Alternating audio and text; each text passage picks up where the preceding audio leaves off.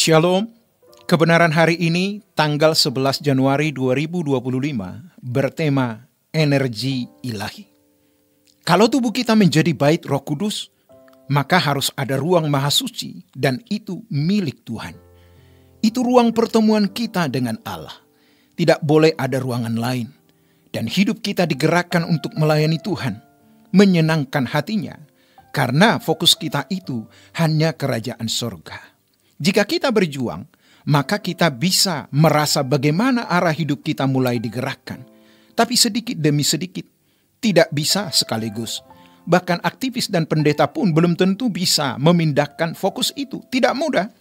Sebab cara hidup yang kita warisi dari nenek moyang itu bukan perkara-perkara yang di atas, tetapi perkara-perkara yang di bumi. Belum lagi nanti kalau ketemu pendeta yang secara tidak langsung atau langsung mengarahkan jemaat untuk menyelamatkan hidup sekarang ini. Bagaimana diberkati, bagaimana melewati hidup dengan tubuh sehat, bagaimana berhasil dalam karir, menjadi kepala bukan ekor, bukan tidak boleh, namun itu belum tepat. Yang diajarkan tidak menembus batas, maka cara hidupnya tidak berbeda dengan anak dunia. Walaupun dalam pelaksanaan keagamaan pasti beda.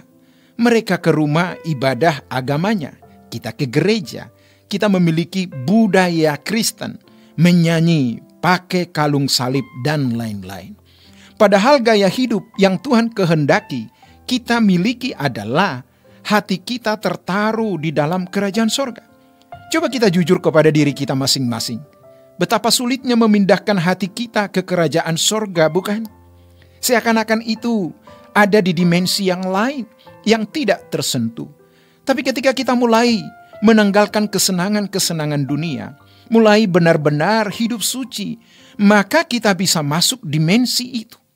Mungkin anak-anak muda belum bisa mengerti maksudnya, maka orang tua harus terlebih dahulu melangkah, memberi pola yang kemudian anak-anak dapat teladani.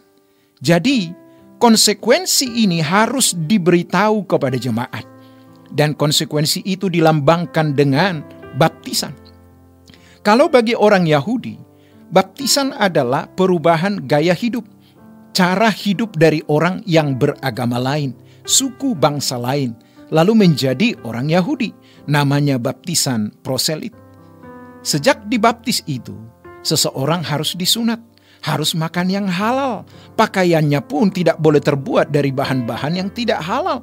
Harus mengikuti cara hidupnya orang Yahudi. Cara hidup orang Yahudi itu beda dengan cara hidup bangsa lain. Jadi, begitu menjadi orang Yahudi, dibaptis proselit, maka hidupnya diubah. Ironis, orang Kristen tidak mengerti apa itu baptisan. Yesus tidak membaptis, namun yang membaptis adalah murid-muridnya dengan baptisan kelanjutan Yohanes, baptisan untuk menghasilkan pertobatan. Yohanes Pembaptis berkata, "Ada seorang di antara kamu yang membuka tali kasutnya pun aku tidak layak. Begitu agungnya orang itu atau pribadi itu. Aku membaptis kamu dengan air, tapi dia akan membaptis kamu dengan api dan roh." Roh Kudus maksudnya. Hanya Roh Kudus yang bisa memberikan perubahan. Maka kita harus hidup dengan perubahan dalam pimpinan Roh Kudus. Tapi modelnya hari ini, anak sudah umur 12-14 tahun, dibawa ke gereja lalu berkata, "Pak Pendeta, anak saya belum dibaptis." Sebenarnya kita tidak boleh mengajak orang untuk sekedar dibaptis. Ayo, siapa yang mau dibaptis? Harus begini. Siapa yang mau mati dari manusia lama dan hidup dalam hidup yang baru? Dalam Roma pasal 6 ayat 4 dikatakan bahwa baptisan adalah lambang kematian. Jadi sejak dibaptis, cara hidupnya harus diubah. Yesus membaptis dengan Roh Kudus supaya kita mengalami kelahiran baru atau pembaruan hidup. Fokusnya jadi langit baru, bumi baru. Mengubah habitat. Setelah dibaptis, kita punya habitat baru.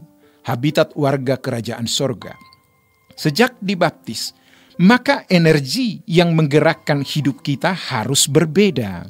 Energi ini yang harus diubah. Supaya energi ini berubah, gairahnya yang diubah, semangatnya yang diubah. Supaya gairahnya bisa berubah dan cara berpikirnya yang diubah. Maka Roma pasal 12 ayat 2 katakan, berubahlah oleh pembaruan budimu. Jangan harap pembaruan itu terjadi drastis, radikal, sebab sering membutuhkan proses. Para hamba Tuhan pun tidak boleh merasa puas. Sebaliknya, kita harus periksa diri, apakah habitat kita itu sudah habitat yang benar atau belum. Jangan kulitnya pendeta, dalamnya itu dunia. Kristen yang sejati adalah perubahan kodrat. Karenanya, konsekuensinya menjadi anak tebusan adalah hidup kita diambil sepenuhnya oleh Tuhan dan diarahkan untuk menjadi anggota keluarga kerajaan Allah yang dimuliakan bersama-sama dengan Tuhan Yesus. Maka sejak sekarang, energi yang menggerakkan kita haruslah energi ilahi, yaitu energi yang lahir dari kodrat ilahi. Memang tidak mudah, tapi kalau kita sungguh-sungguh, Tuhan selalu berjalan. Orang yang hatinya sudah terikat dengan Tuhan pasti tidak akan terikat dengan dunia, dan merekalah orang-orang yang diperkenan masuk hadirat Allah. Ingatlah, yang membuat penyembahan kita harum adalah kesucian hidup setiap hari. Yang membuat kita terbang tinggi adalah keterlepasan kita dengan ikatan dunia. Demikianlah kebenaran hari ini. Tuhan Yesus memberkati. Sola Gracia.